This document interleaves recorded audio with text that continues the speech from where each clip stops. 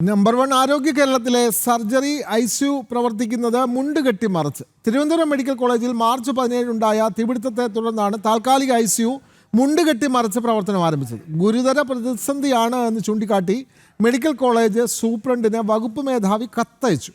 സംഭവം മാധ്യമങ്ങൾ വാർത്തയാക്കിയതോടെ അടിയന്തര യോഗം വിളിച്ചിരിക്കുകയാണ് മെഡിക്കൽ കോളേജ് പ്രിൻസിപ്പൽ.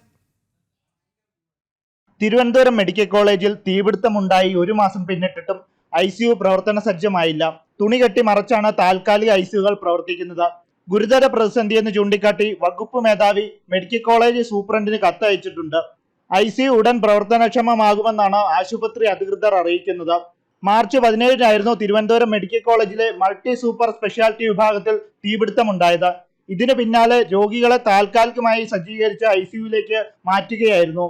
എന്നാൽ ഇപ്പോൾ ഈ താൽക്കാലിക ICUവിൽ തന്നെയാണ് രോഗികൾ തുടരുന്നത്. തുണി കെട്ടി മറച്ചാണ് ഈ ICUവിന്റെ പ്രവർത്തനം തുടരുന്നത്. രോഗികൾക്ക് ഇവിടെ എത്രത്തോളം സുരക്ഷ ഒരുക്കാനാകും എന്നതിൽ കടുത്ത ആശങ്ക നിലനിൽക്കുകയാണ്. ഇതിന് പിന്നാലെയാണ് ജനറൽ സർജറി വിഭാഗം മേധാവി മെഡിക്കൽ കോളേജ് സൂപ്രണ്ടിന് ഒരു കത്ത് നൽകിയിരിക്കുന്നത്. ഉടൻ തന്നെ ICU പ്രവർത്തനക്ഷമമാക്കണമെന്നാണ് ആശുപത്രി അധികൃതർ അറിയിക്കുന്നത്.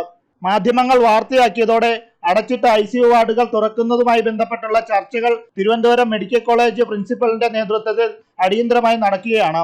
ജനം, തിരുവനന്തപുരം.